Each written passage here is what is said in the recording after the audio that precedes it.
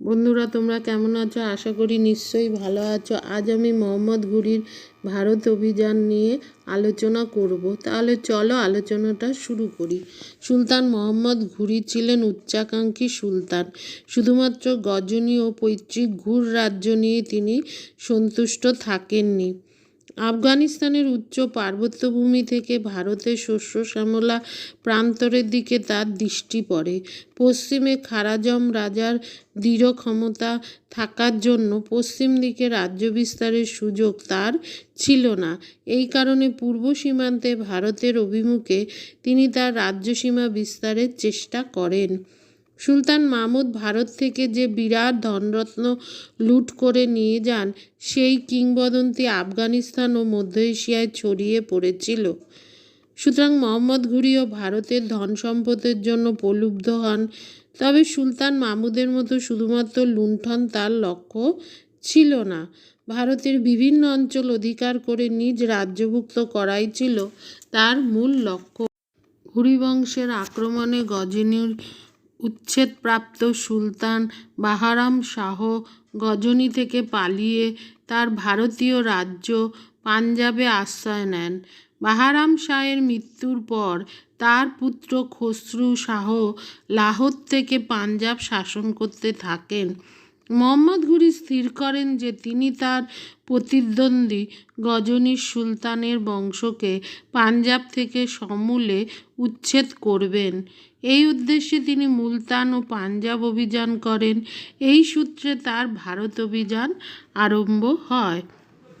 1175 খ্রিস্টাব্দে মোহাম্মদ ঘুরি মুলতান আক্রমণ করে কারমান স্থির বা ইসমাইলি সম্প্রদায়ের শাসন থেকে মুলতানকে নিজ শাসনে আনেন। এরপর মোহাম্মদ ঘুরি সিন্ধুর উচ্চ অঞ্চল আক্রমণ করে উচ্চ দুর্গ অধিকার করেন। তার সেনাপতি নাসিরউদ্দিন কুবাচাকে সিন্ধুর শাসনকর্তা হিসাবে তিনি নিয়োগ করেন। এরপর তিনি আনহিলওয়ারা বা নাহারওয়ালা রাজ্য আক্রমণ করেন। এই স্থানটি ছিল গুজরাটে। রাজপুতানায় সীমান্তবর্তী অঞ্চল আনহিলওয়ারা অবস্থিত ছিল। ডক্টর নিজামীর মতে মোহাম্মদ ঘুরির লক্ষ্য ছিল গুজরাট জয় করে এই পথে দাক্ষিণাত্যে ঢুকে দক্ষিণের ধন সম্পদ লুট করা। কিন্তু আবু পাহাড়ের যুদ্ধে আনহিলওয়ারার রাজা দ্বিতীয় মূলরাজ মোহাম্মদকে পরাস্ত করলে মোহাম্মদ বুঝতে পারেন যে সিন্ধুর পথ ধরে ভারতের অভ্যন্তরে ঢোকা তার পক্ষে সহজ হবে না। এরপর তিনি 1179 খ্রিস্টাব্দে তার রণপরিকল্পনা পরিবর্তন করে পাঞ্জাবের পথে ভারতের ভিতরে ঢোকার সংকল্প করেন। তিনি বুঝতে পারেন যে গঙ্গা যমুনা উপত্যকা হল ভারতের হৃৎপিণ্ড। এই স্থানে যেতে হলে পাঞ্জাবের পথেই তাকে আগাতে হবে। এই সময় পশ্চিম পাঞ্জাবে সুলতান মাহমুদের বংশধর খসরু শাহ গজনি থেকে বিতাড়িত হয়ে রাজত্ব করতেন। লাহোরের যুদ্ধে মোহাম্মদ খসরু শাহকে পরাস্ত করে লাহোর দুর্গ অধিকার করেন। তিনি শিয়ালকোট সহ সমগ্র পশ্চিম পাঞ্জাব 1192 খ্রিস্টাব্দে অধিকার করেন। সিন্ধু ও লাহোরকে ভারতে তার পাদপীঠ হিসাবে গঠন করেন। মোহাম্মদ ঘুরি ভারত বিজয়ে এগিয়ে আসেন। পূর্ব পাঞ্জাব তখন ছিল আজমির ও দিল্লির অধিপতি চৌহান বংশীয় তৃতীয় পৃথ্বীরাজের অধীন। তৃতীয় পৃথ্বীরাজ বা রায় পৃথ্বরাজ ছিলেন বিখ্যাত যোদ্ধা। মোহাম্মদ ঘুরি পশ্চিম পাঞ্জাব অধিকার করলে তিনি বিপদ বুঝে তার সীমান্ত দুর্গ তবর হিন্দ বা ভাতিন্দাকে রক্ষা করতে এগিয়ে আসেন। মোহাম্মদ ঘুরি তাকে পাশ কাটিয়ে পূর্ব পাঞ্জাবে ঢুকে পড়ার উপক্রম করলে পৃথ্বীরাজ এসে দিল্লি থেকে 80 মাইল দূরে তরাইনের প্রান্তরে তাকে বাধা দেন। তরাইনের প্রথম যুদ্ধে 1191 খ্রিস্টাব্দে পৃথ্বীরাজের সেনাপতি খান্ডে রাওয়ের আক্রমণে মোহাম্মদ আহত হন। তার সেনাদল ছত্রভঙ্গ হয়ে যায়। এক খলজি সেনাপতি আহত মোহাম্মদ ঘুরিকে নিজ ঘোড়ার পিঠে বসিয়ে তাকে নিয়ে যুদ্ধক্ষেত্র থেকে পালিয়ে তার প্রাণ রক্ষা করেন। মোহাম্মদ ঘুরি তরাইনের প্রথম যুদ্ধে শোচনীয়ভাবে পরাজিত হয়ে রাজ্যে ফিরে যায়, তার রাজ্য ঘুরে ফিরে যায়। এরপর মোহাম্মদ ঘুরি 1 বছর পরবর্তী যুদ্ধের জন্য প্রাণপণে প্রস্তুতি লাভ করতে থাকে। যে সকল সেনা ও সেনাপতি তরাইনের প্রথম যুদ্ধে দুর্বলতা দেখায় তিনি তাদের কঠোর শাস্তি দেন। প্রায় 1,20,000 বাছাই সেনা এবং 3 বিশ্বস্ত সেনাপতি যথা কুতুবউদ্দিন আইবক, নাসিরউদ্দিন কুবাচা ও তাজউদ্দিন ইলদুজের সাহায্য নিয়ে তিনি পুনরায় দিল্লির দিকে এগিয়ে আসেন। পৃথ্বীরাজ এবারও তরাইনের প্রান্তরে 1192 খ্রিস্টাব্দে তার গতিরোধ করার চেষ্টা করেন, কিন্তু মোহাম্মদ ঘুরির তীরন্দাজ ও অশ্বারোহী বাহিনীর আক্রমণে তার বাহিনী ছত্রভঙ্গ হয়ে যায়। পৃথ্বীরাজ চৌহান নিজে তুর্কি সেনাদের হাতে বন্দী হন। হাসান নিজামীর মতে মোহাম্মদ ঘুরি পৃথ্বীরাজকে তার সামন্ত রাজা হিসাবে আজমিরে রাজত্ব করার অনুমতি দেন।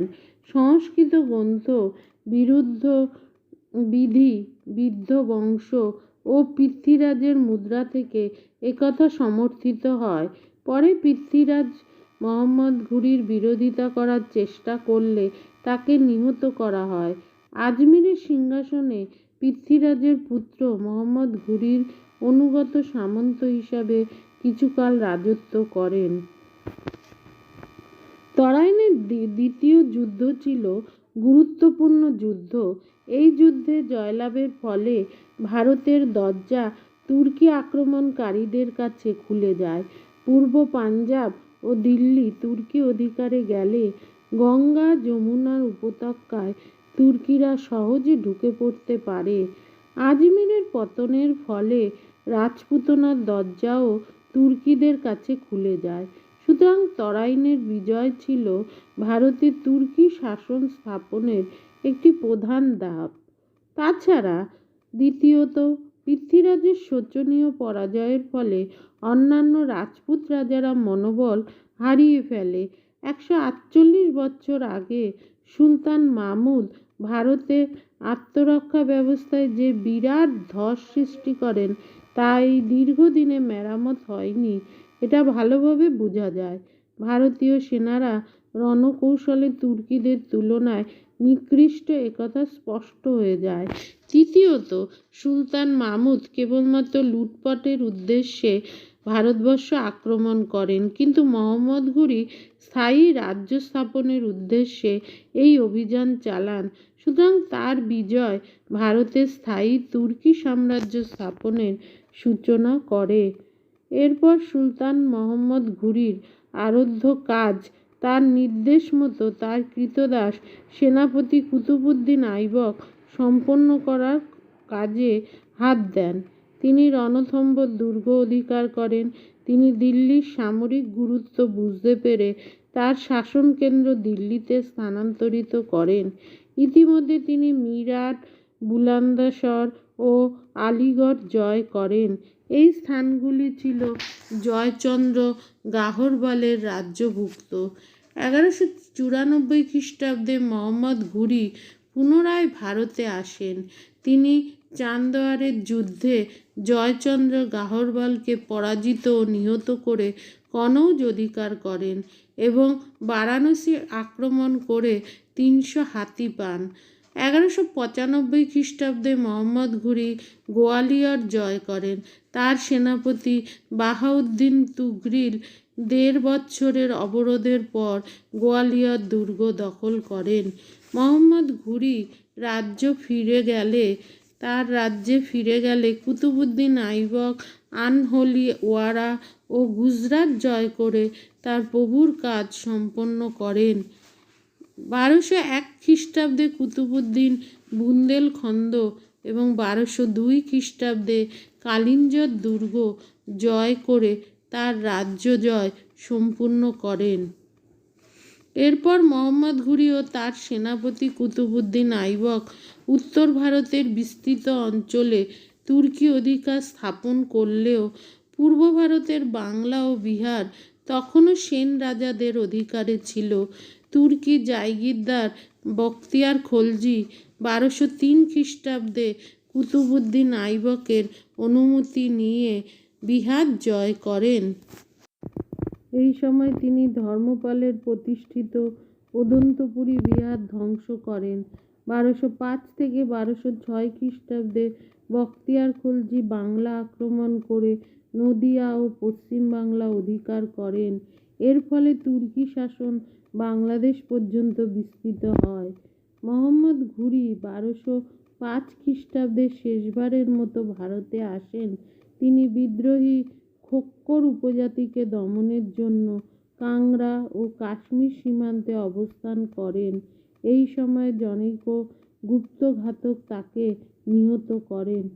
মোহাম্মদ ঘুরির উত্তরাধিকার রূপে কুতুবউদ্দিন আইবক দিল্লির সিংহাসনে বসেন। মোহাম্মদ ঘুরি ভারত ইতিহাসে তুর্কি সাম্রাজ্যের স্থাপত্যা রূপে পরিচিত হয়েছিলেন। আফগানিস্তানের ক্ষুদ্র ঘুর রাজ্যকে তিনি উত্তর ভারতীয় সাম্রাজ্যে পরিণত করেন। অক্ষু নদী থেকে বাংলা পর্যন্ত তার সাম্রাজ্য বিস্তৃত ছিল। কোনো ঐতিহাসিক গজনির সুলতান মাহমুদের সঙ্গে মোহাম্মদ ঘুরির তুলনা করেন। সম্ভবত এই তুলনা অর্থহীন, কারণ সুলতান মাহমুদের মতো অসাধারণ সামরিক প্রতিভা মোহাম্মদ ঘুরির ছিল না। সুলতান মাহমুদ ছিলেন রণপণ্ডিত। ইরাক থেকে কাস্পিয়ান সাগর পর্যন্ত সকল অঞ্চল তিনি জয় করেন। ভারতে বারবার তিনি অভিযান পরিচালনা, তার সকল অভিযান ছিল সফল। তুলনামূলকভাবে সামরিক দিক থেকে মোহাম্মদ ঘুরি অনেক নিষ্প্রভ ছিল। যাই হোক, সবশেষে বলা যায় যে শক্তিশালী রাজপুত রাজারা তার বশ্যতা স্বীকার করে এবং সামন্ত রাজা হিসাবে তারা শাসনের দায়িত্ব নেয়। তিনি সুদূর ঘুর রাজ্যে থাকলেও ভারতের সর্বদা নজরে রাখতেন। খোক্কর উপজাতিদের বিদ্রোহ দমন করে তিনি নিজেই চলে আসেন ভারতে। সুতরাং তার কৃতিত্ব অসামান্য ছিল। আজ আসি।